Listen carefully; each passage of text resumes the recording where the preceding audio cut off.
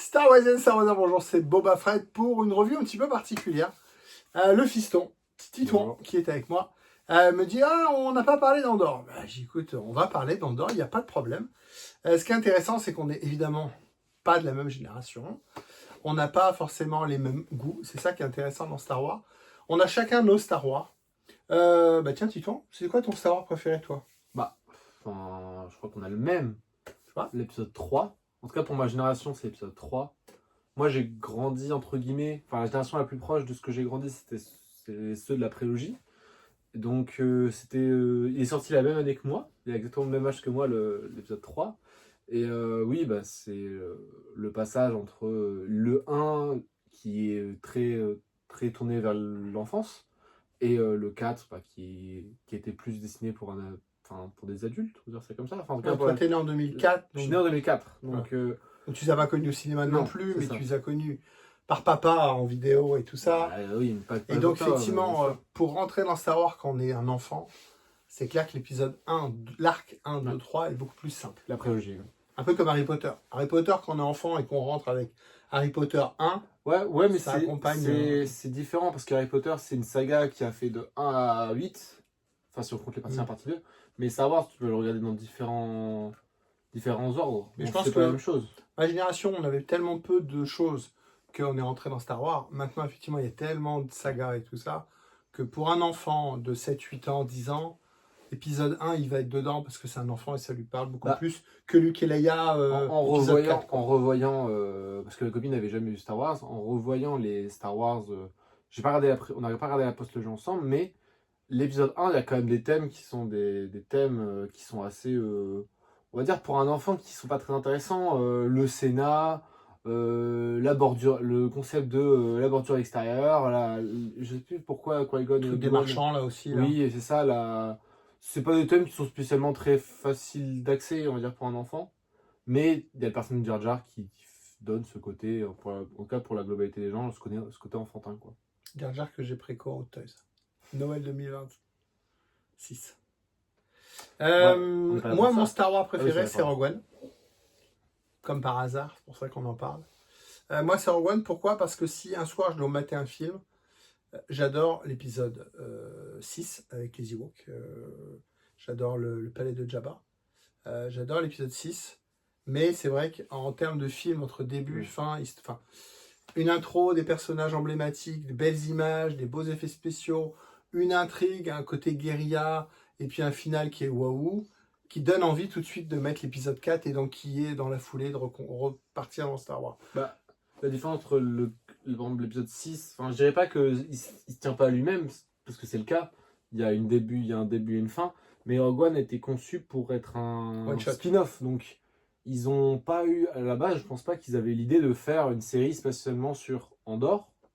Donc oui, ils se sont dit, on va créer les personnages, voilà, fin, bam.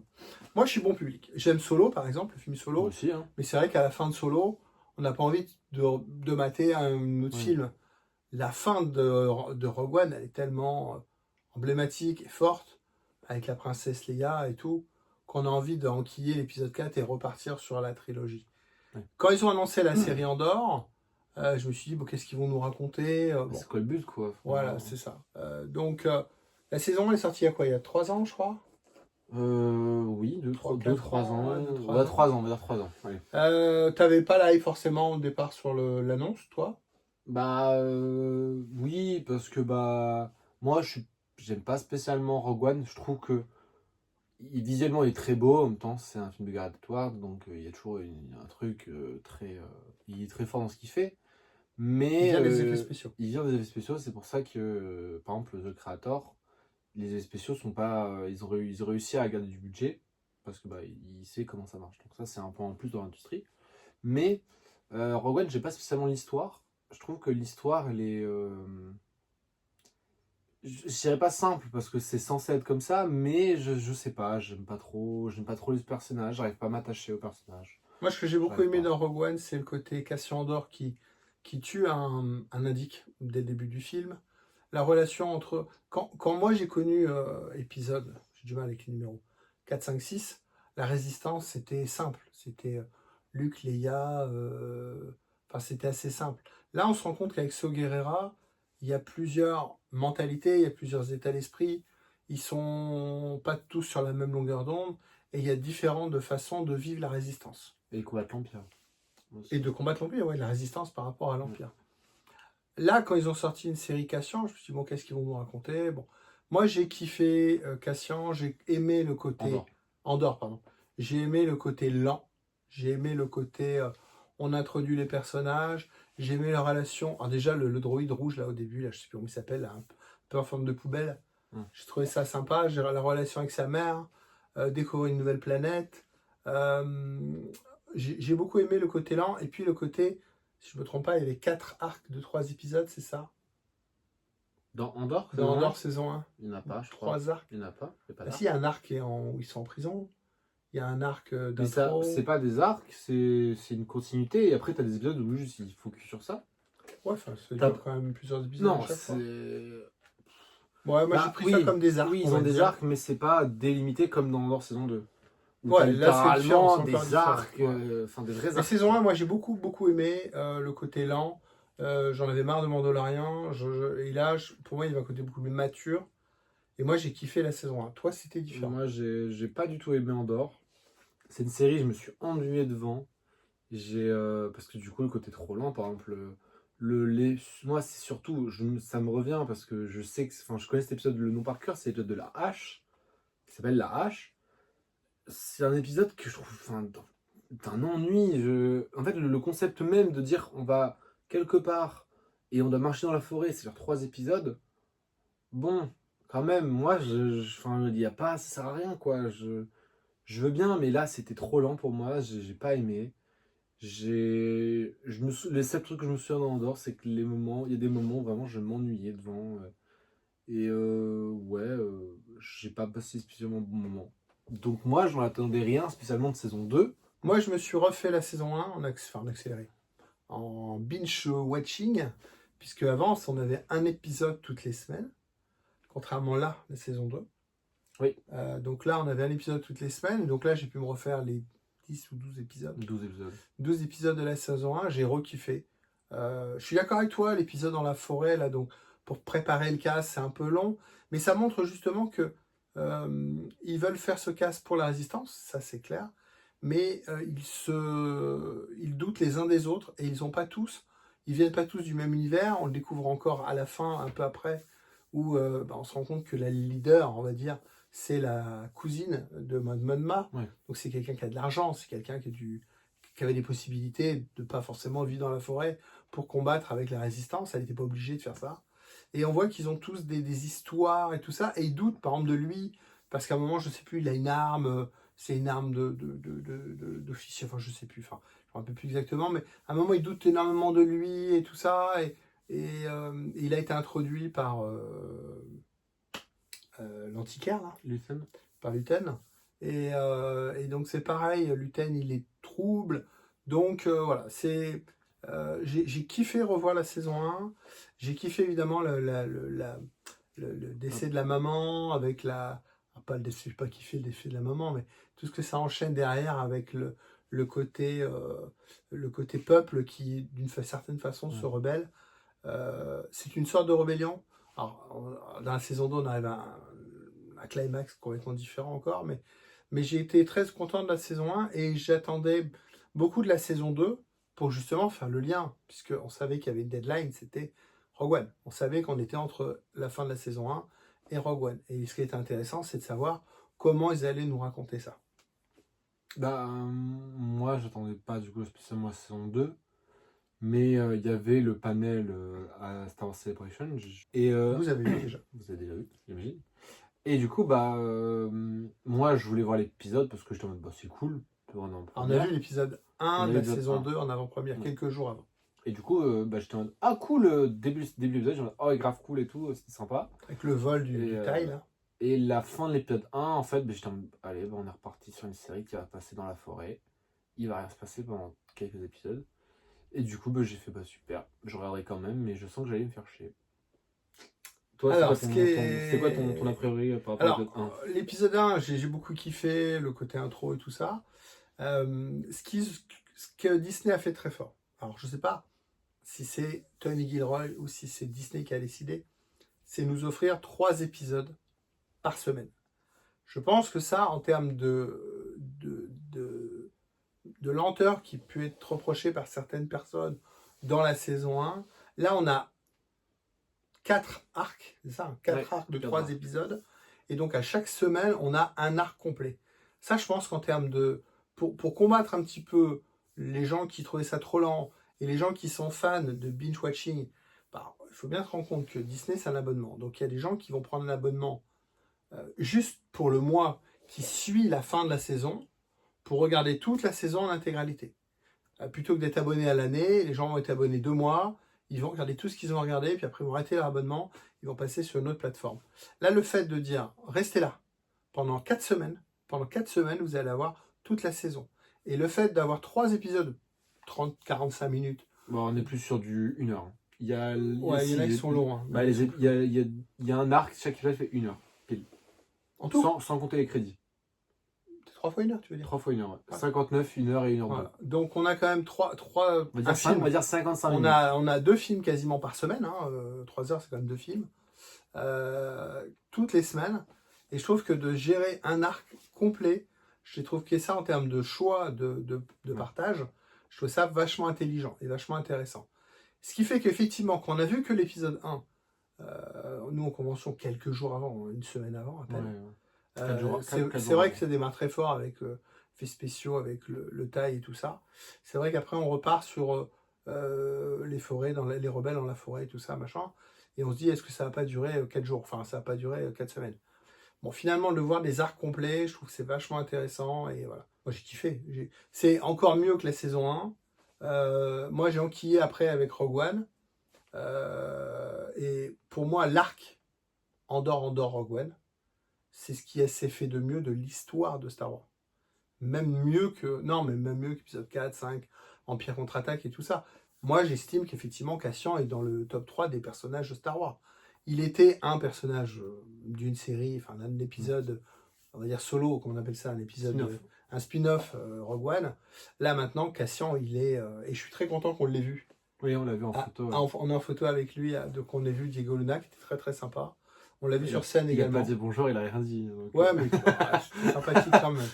C'était sympathique quand même. Mais on l'a vu sur scène et c'est quelqu'un qui a l'air très, très simple, très cool. Et donc, c'est vraiment, voilà, c'est un bel arc, je trouve que c'est un très très bel arc.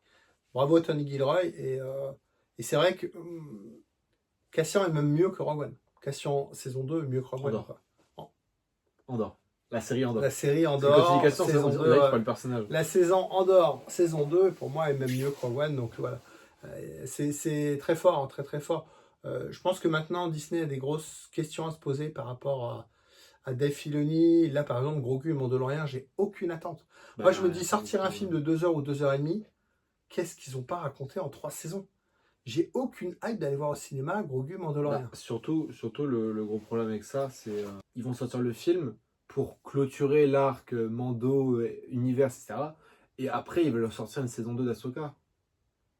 Ouais, mais bon. Je crois que c'est comme ça que c'est prévu et ça sert à rien, quoi. Bref. Je trouve que Cassian, on n'attendait pas grand-chose. Cassian, Andorre 1 et Andorre 2. Et je trouve que... en plus, tout le monde est fan de la saison 2 d'Andorre, quoi. Enfin, il y a très très peu de gens qui ont été déçus. Bon, moi, il y a les épisodes, donc, phares. J'ai beaucoup kiffé épisode 7, 8, 9. L'arc 7, 8, 9. Avec la bataille, avec la résistance, avec ces acteurs français là, qui jouent dedans. J'ai kiffé un truc par arc. J'ai kiffé ça. J'étais un petit peu plus déçu par les 3 derniers. Mais la saison, elle se tient. C'est fou, quoi. Donc, on est sur 4 arcs de 3 épisodes. Ouais. Et ils ont fait le choix d'avoir 2-3 jours tous les ans. Donc, raconter une histoire sur 4 années. Ouais. Et donc, c'est quand même, en termes de scénario, c'est quand même assez fort de se dire, on va suivre quelqu'un juste comme ça en pointillé et d'arriver à tenir d'arriver à raconter en pointillé la vie de quelqu'un sur 4 ans avec uniquement quelques échantillons de ces journées. En termes de scénario, je trouve ça quand même assez couillu. J'ai eu très peur du début, et finalement, la série a quand même réussi à me séduire au cours de la série. Donc finalement, à la fin, ça m'a plu. ça m'a pas non plus donné envie de regarder Andorre comme la personne ici présente. Rogue One. Ouais, regarde, pardon. Mais oui, j'ai tout regardé et Personne j'ai ici aimé. présente. Bah, je parle pas d'eux. Dans 2 mois, quoi. Bah, oui, il y a deuxième personne.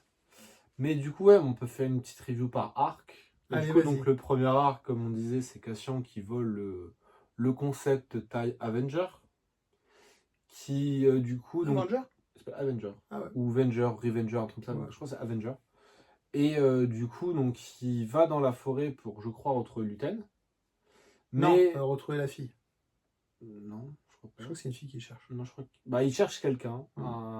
Voilà. On n'a pas réalisé. Et donc, il tombe sur un groupe de soldats. Bien paumé. Ouais, vraiment paumé. Il y a un acteur d'ailleurs qui joue le mec qui est complètement bête. Bah, il a déjà joué dans une autre série sur Netflix qui avait un peu le même rôle. Donc, ça m'a fait plaisir de le revoir dedans. C'est là qu'on voit que les résistants sont pas tous intelligents. Ils C'est sont pas spécialement tous... des résistants. Hein. Ah, Ça ressemblait plus à juste à des mecs qui volaient des gens, hein, des ravageurs. Pas des ouais, des ravageurs, ravageurs un peu. Ouais. mais du coup, il y avait ça, et du coup, il y avait, tiens, il y avait, on va dire 3 arcs, parce qu'en vrai, Luten, on compte pas son, enfin, si, pardon.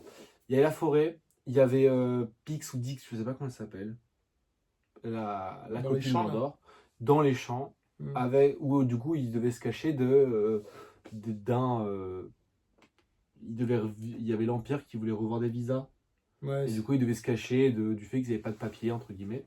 Et le troisième arc, c'est Mon Mothma et. le mariage de sa fille. Luten au mariage de sa fille.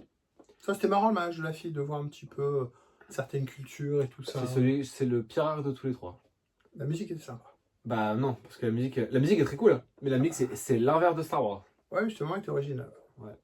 C'était pas l'arc qui nous a... bon, voilà. Bah moi, j'ai trouvé que 3 jours sur le mariage, non, ça servait à rien. Ça permettait de raconter la relation de la cousine avec Luten, hein. avec tout ça. Non, elle parle pas avec Luten. Ah si, Luten, il vient au mariage, il croise la cousine et tout. Oui, mais elle parle pas beaucoup, hein, je crois. Ouais. Mais ouais, bah pas très. C'est pas l'arc intéressant. qui est plus marquant. Le mariage, pas très intéressant. La forêt, bon, bah, c'est encore un truc de forêt. Au bout d'un moment, le groupe, il se split en deux parce qu'ils n'ont pas les mêmes idées. Et Andorre, il est entre les deux en mode qu'est-ce que je fais? Il arrive à s'évader. Il arrive à s'évader. Et après, bah, t'as Pix. On va dire Pix parce que c'est plus simple. Ou Biggs. Non, mais C'est pas Biggs. je vais regarder. Mais du coup, donc, la copine d'Andorre qui, du coup, est dans les champs. J'ai bien aimé cet arc-là parce que, bah, ils osent quand même faire des choses. Il y a quand même une scène de viol dans Star Wars. Oui. Pas très. Tentative Pas très de 2000 viol. fin. Oui, tentative de viol. Et donc Pas très 2025. de défense et de tuer un officier. Ouais. Et du coup, ouais, dans les champs, je trouve ça. Bah, ça m'a fait vraiment penser au côté Seconde Guerre mondiale. On en reviendra après par rapport à ça. Mais ouais, j'ai bien aimé cette partie de l'arc là. Je trouve que c'était la meilleure partie de l'arc. Moi, je trouve sympa, c'est le côté. On les a connus dans la saison 1 dans un village où c'était assez sombre, assez triste.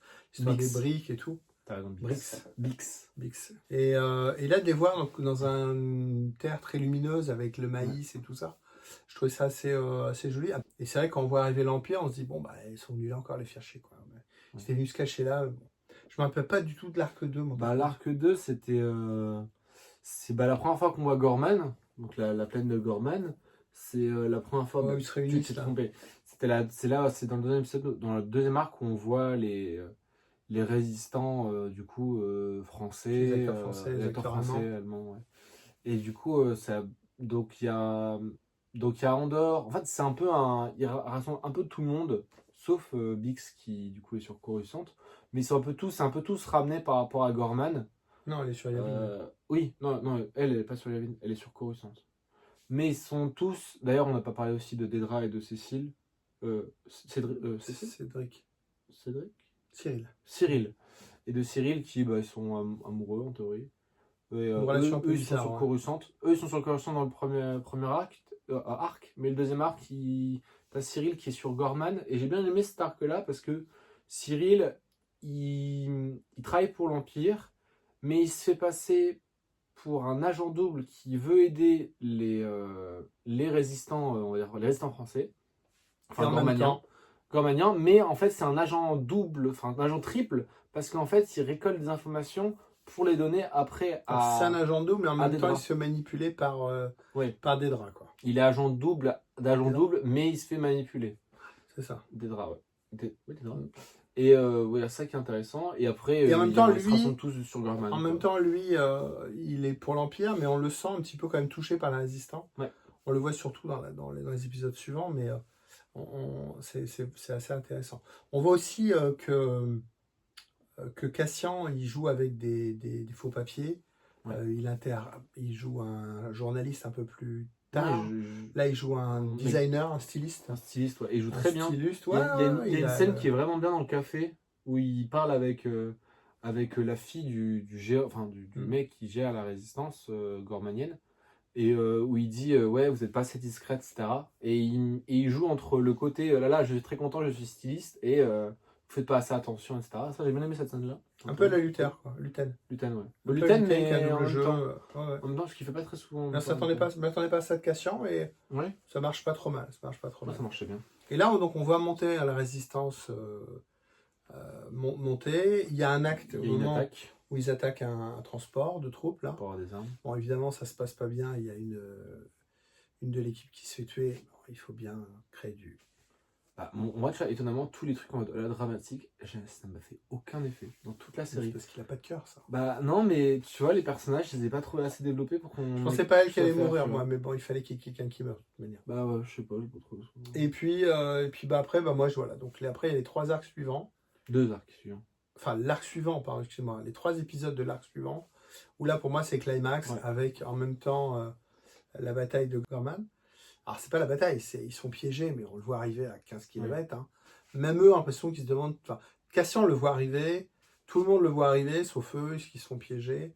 Le fait que l'Empire mette des jeunes troupes et que c'est l'Empire qui déclenche l'acte en tuant un homme à eux par un sniper pour déclencher des actes délictueux et tout ça.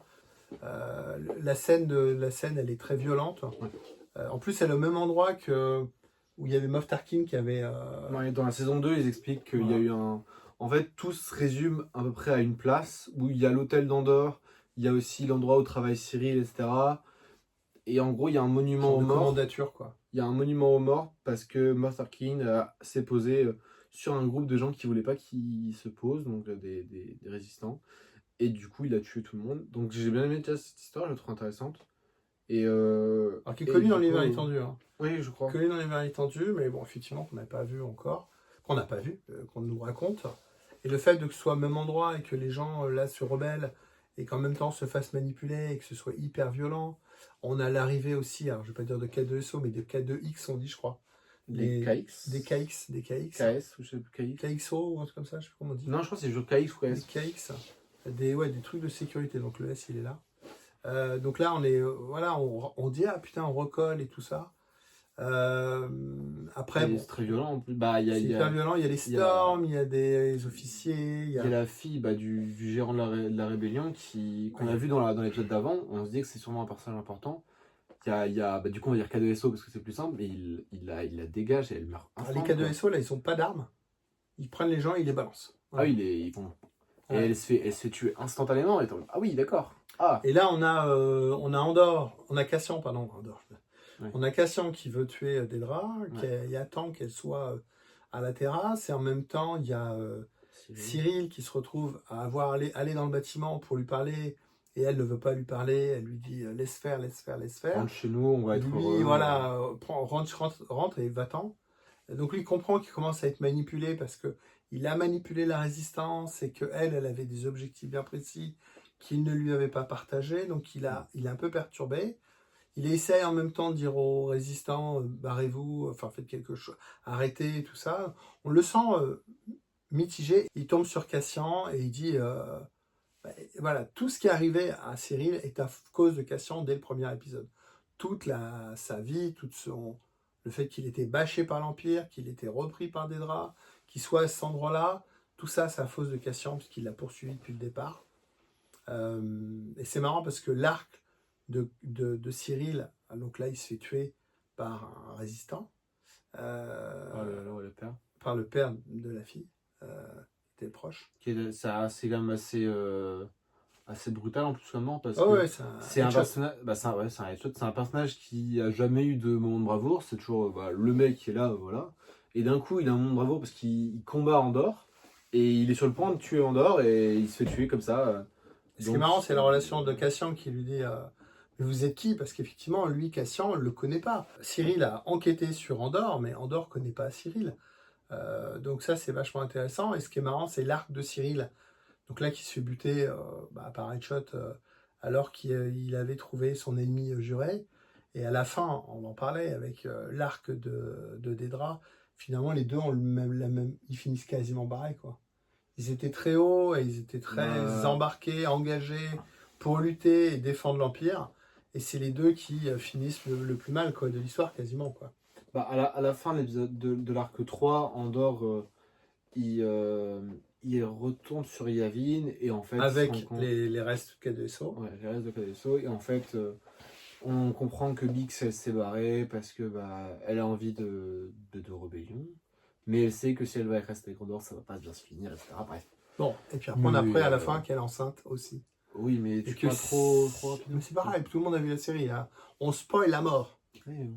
On divulgage la mort. Il y a un an. Et puis à la fin donc, de l'épisode 9, il y a aussi donc, le discours de Mon Mothma, l'évacuation de Mon Mothma par Cassian.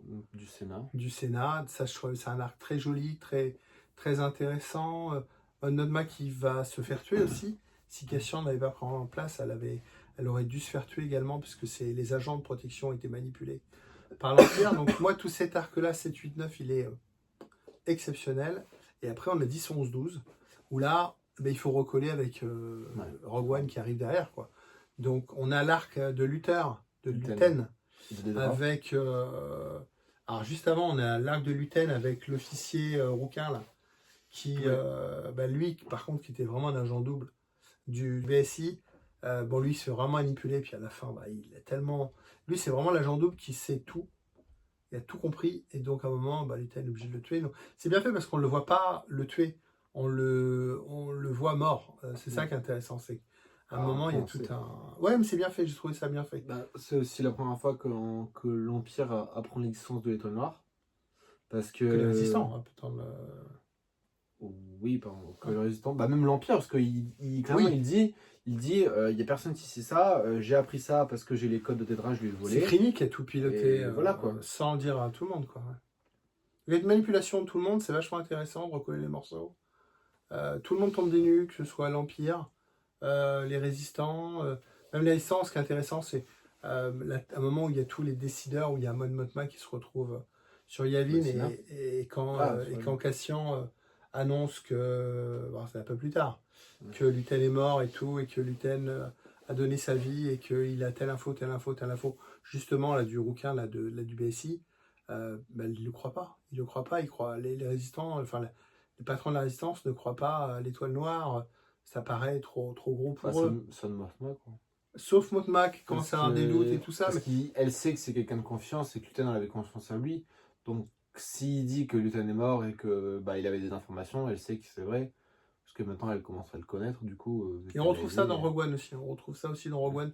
Les relations avec Saw Gerrera, ce conseil là des résistants, où ils sont pas tous d'accord, et c'est ça qui est intéressant. Dans le dernier acte, il y a Dedra qui piège Luten sans prévenir ses supérieurs, donc elle prend une équipe d'assaut et qui elle y va en solo. Oui, elle y va en solo. Et il y a un échange qui est exceptionnel. Et après, du coup, donc Luten, pour éviter de divulguer des informations, essaie de se suicider. Il finit à l'hôpital de l'Empire, qui est pris par l'Empire d'assaut pour essayer de le sauver. De toute façon, les deux premiers épisodes, le premier épisode, et il n'y a pas Andor dedans. C'est basé que sur Luten. Oui, question Andor. C'est basé que sur Luten et sa fille, Kelia. Et sa fille, son assistante, bref, sur comment ils se sont rencontrés, etc. Je trouvais ça intéressant parce que on apprend que c'est un officier de l'Empire.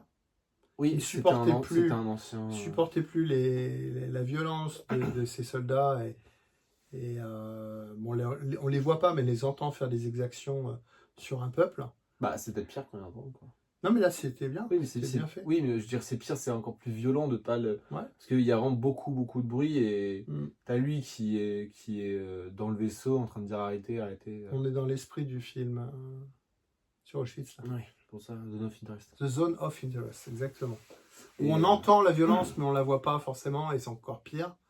Et après, on voit la relation donc de Luthen qui protège la fille, qui essaie de trouver des façons de vivre. Hein. Donc, effectivement, il commence à faire de l'antiquaire, du marché et tout ça. On le voit protéger la gamine, et la gamine veut voir des actes de violence. Donc, elle voit à un moment une fusillade, enfin, non, pas une fusillade, comment on appelle ça, une exécution publique, voilà.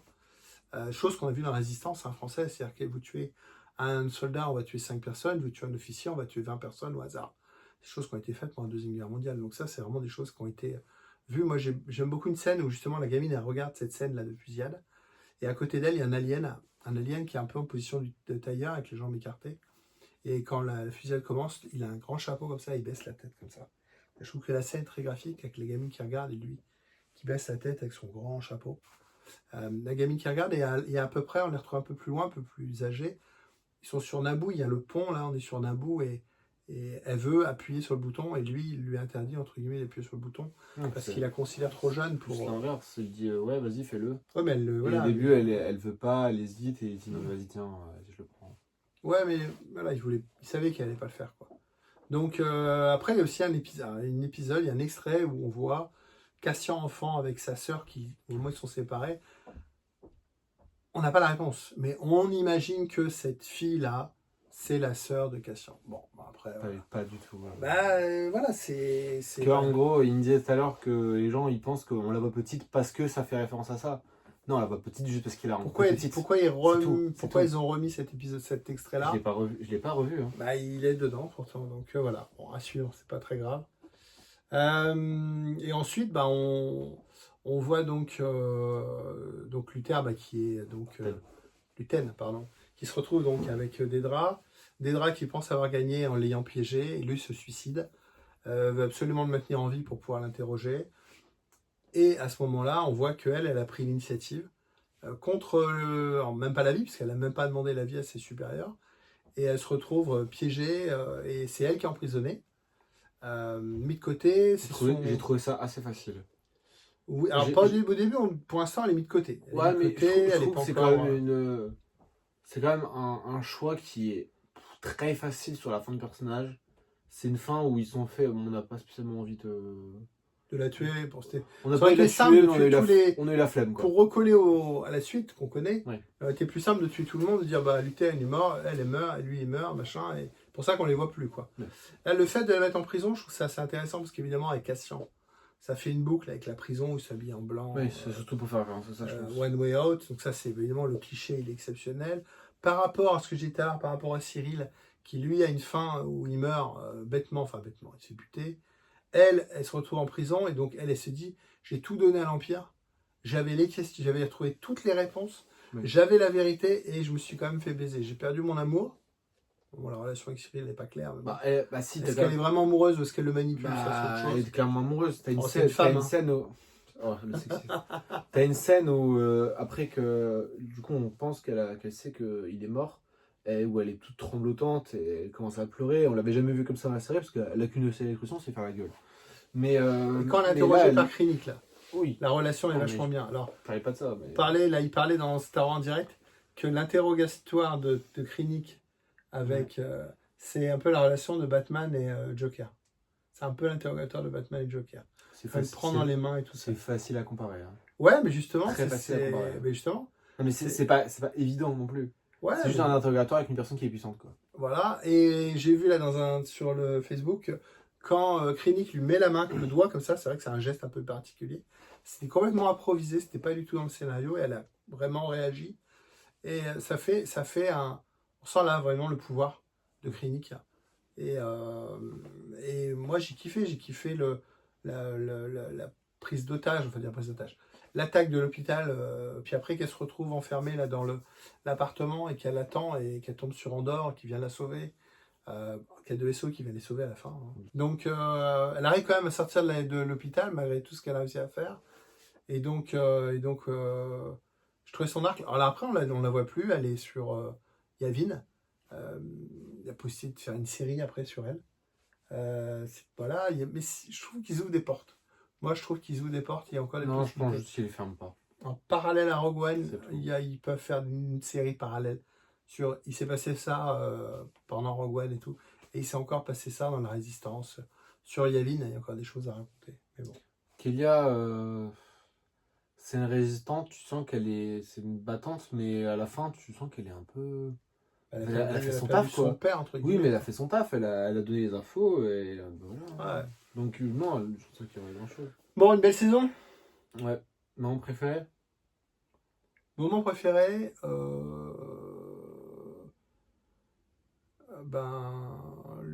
peut-être pas le discours de Mot Mothma, mais tout ce qui entoure le discours de Mot Mothma, c'est les discours, les mots. Je pense, j'allais m'attendre à quelque chose de plus percutant. Le discours de la mère de Cassian dans la saison 1, j'ai trouvé plus fort que les mots de Mot Mothma au Sénat. Par contre, tout ce qui entoure le Sénat, la manipulation, l'évasion et tout ça, j'ai trouvé cet arc-là très sympa.